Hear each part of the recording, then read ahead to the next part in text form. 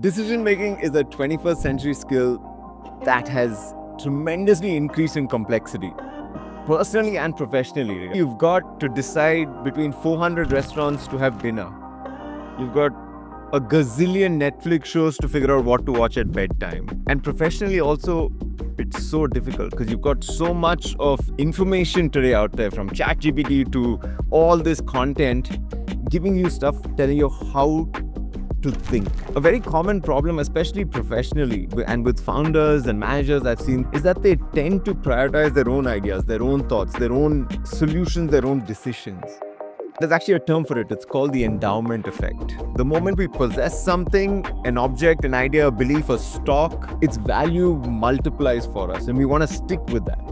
It's why we stay invested in a same stock or stay with a job we don't enjoy that much. In spite of the fact that we have to make so many decisions, decision making is probably one of the most under-evolved skill that humans have. If somebody had to ask us, how do you make decisions? We probably would blurt out saying pros and cons. If you're picking a sandwich, yes, but not if you're building a company, a product, your team. So you do want to be more evolved. Yeah. You want to have some mental models, some first principles that guide you in terms of making big decisions.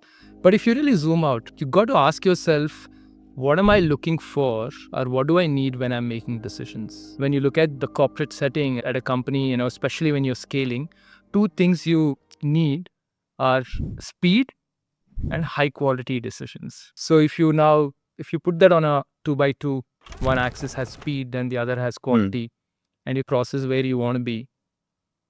Sometimes you're slow, but you're making high quality decisions, and that doesn't always help because eventually you can get it right, but after the due date or after you're too late to launch a product. Yeah, and somebody else is beating you to it. Absolutely.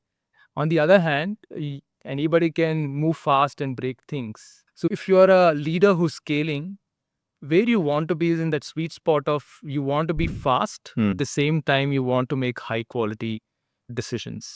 And what will help you is if you have some first principles that you work with. Because if you honestly ask yourself why teams move slowly, is not because they are thoughtful. It's because they're scared. Fear, Interesting. dressed up in a suit, is called process. So how do you beat that? How do you help teams make decisions fast but not reckless? Bezos has this framework that he talks about a lot. It's called, most decisions are either one-way door or a two-way door.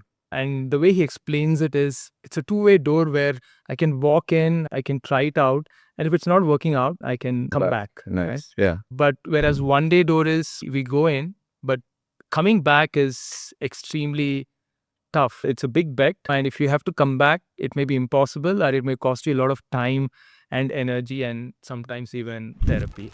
Yeah, Right? I love that. So reversible, irreversible. You're saying, Absolutely. hey, some decisions we can come out of, so make them faster. Yeah. Nice. Yeah. What we as leaders need to do then is to continuously ask our teams that question is, when we're sitting on a table, it's a one-way door or a two-way door? Nice. And you'll realize that most doors are two-way, and you need to encourage teams to move faster, Yeah. and you need to empower teams to make those decisions. Yeah. Leave the heavy lift thinking for big ones. Empower others to make fast decisions. At the same time, when it's a one-way door, then you want to really slow your teams down. I love Bezos says that when Amazon has gone through those times, he had become the chief slow down officer. He's okay, let's pause. What does the data say here? And to be able to differentiate between those two is extremely important.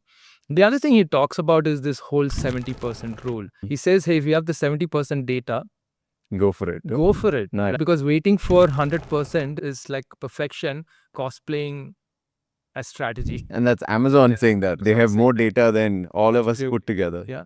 Because if you really think of it, action will give you better analysis than data most of the time. Interesting. Yeah. And we miss out on that when we sit down. One thing that we use personally, and I definitely have a lot of conversations with my team when they bring decisions to me, is to ask, we use this whole a decision tree. So ask whether it's a trunk or a leaf or a branch, because you want to be careful when it's trunk. When you're taking care of the trunk, the tree is not shaky. And branches can go in different ways. But when you start overthinking about every leaf, then you're not leading, you're leafing. So that's an important one. So those are the couple of frameworks to think about, and that will help you move fast. For a lot of companies, they want to get every decision right. But to create a space within a company or a team to saying, hey, it's okay not to get decisions right. And that mindset or even just that culture, that's almost like a blanket saying, hey, you can drop the ball and it's fine. You're not going to get penalized for it. Otherwise, people are very, especially in larger companies, they almost treat like an egg. This decision is, if I drop it, I'm done for. Yeah. But perfection is a myth. It's almost a distraction from progress. It's procrastination because you just don't want to make that decision. The second half is, okay, we've got speed now. How do you make quality decisions? What are some of the things you've seen there? There's a whole lot of wisdom from Charlie Munger. He talks about a couple of things. The first one is second order thinking. Nice. The first order, second order thinking. Usually because you take a strategy, it's a brilliant idea and there's an obvious reason why you should go all out and bet on it. But you just take a pause and say, okay, it sounds like a great idea, but then what once you implement it? So he wants you to peel few layers and think where it's going to take, what's going to happen. So say, for example, you're aggressively increasing your sales team. You want to go bring some real superstars from your competitors. But then what? Because you've broken your salary structure rules. Yeah. Your present team is demotivated. The people who are coming in from other brands may not fit in. So that helps you make a quality decision is second order thinking. Nice. He says think in ripples, not in snapshots. Because everything looks glorious. That's a t-shirt right there. Right. Think in ripples. Absolutely. Yeah, nice. The other thing he talks about is a circle of competence.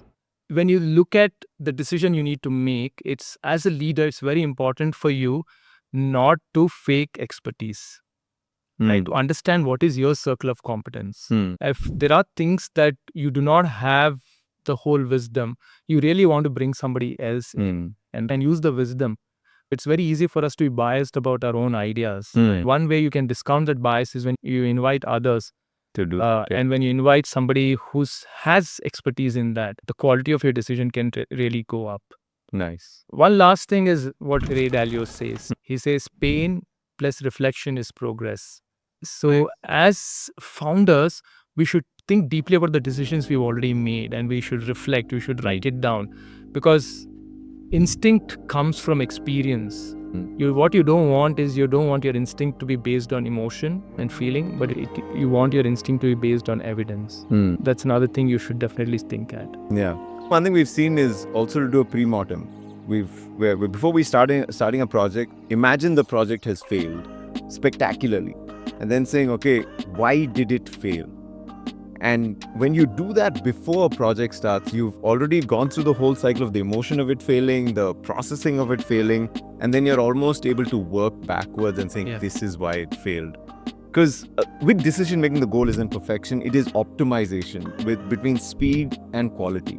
If I can optimize between those two with the time I have, with the information I have, with the resources I have, then you're working with what you have, not waiting to wish for something that I wish I had this and then I could succeed. Leaders need to stop waiting for certainty, because certainty is never coming, not 100% of it at least. As we build this decision muscle, you build this decision skill, we get it right, and we've got it wrong quite a few times. Yeah, of course. And not just with projects, but with programs. We've had to shut things down, we've had the pain of letting teams go.